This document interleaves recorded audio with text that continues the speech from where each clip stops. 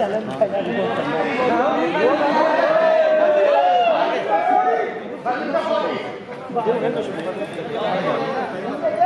ज्यादा बोल नहीं पाऊंगा क्योंकि बोलने के लिए बहुत सारी किताबें हैं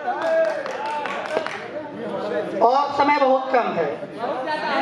मैं छोटी सी कविता आप लोगों को समर्पित करना चाहूंगा जिसका शीर्षक है गिले शिकवे। गीले शिकवे। वो पल जो यारों के साथ बिताए थे अब आंखों में बंद याद बन जाएंगे। ना जाने अब कहां फिर मुलाकात होगी, देर सवेर कब बात होगी।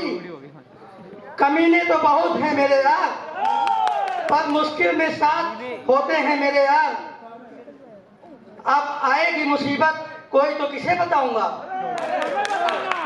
ये जिंदगी की उलझन कैसे सुलझाऊंगा।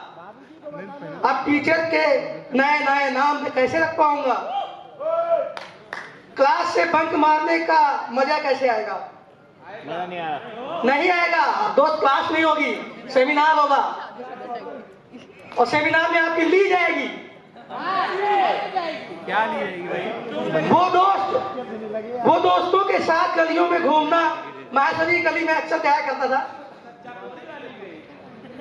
एक दूसरे की बेइज्जती करके हंसना।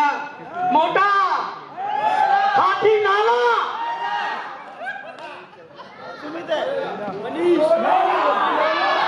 गोली।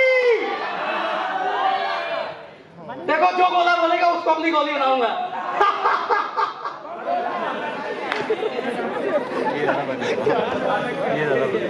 एक दूसरे की बेइज्जती कर कर के हंसना, अब वो मजा कहाँ आएगा। वो केडी में दोस्तों के पैसों से आलू पराठा खाना, वो दोस्तों के अतरंगी नाम रखना।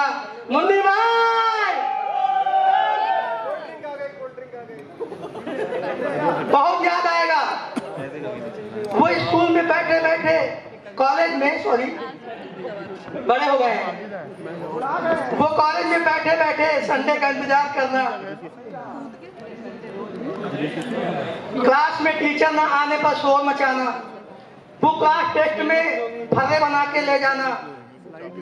फिर फार्मा का पेपर आउट करा देना, यूनिवर्सिटी का पेपर।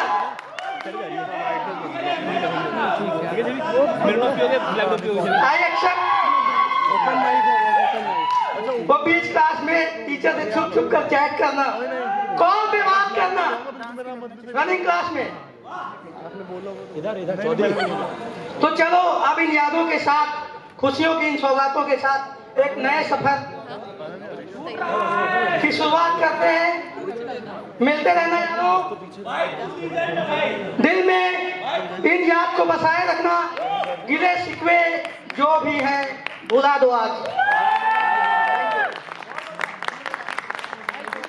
जूनियर्स क्या बात है। मैं बहुत परेशान था, व्यथित था, क्योंकि इस कॉलेज से मेरा बहुत लगाव है। इस कॉलेज में कुछ भी प्लस माइनस होता है तो मैं चाहे यहाँ से कितने कोसों दूर हूँ मुझे चिंता होती है। इस कॉलेज में मेरे नाम के आगे एक सरनेम जोड़ा है, डॉक्टर। इसलिए ये मेरे पिताजी का सपना था। ये मेरे पिताजी का सपना था।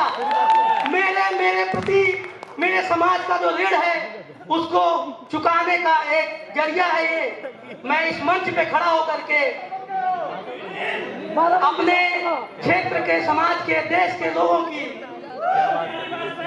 उन चीजों पर काम करूंगा जिसके लिए मेरे पिताजी एक छोटे से मंच पर खड़े होकर के सपना देखा करते थे।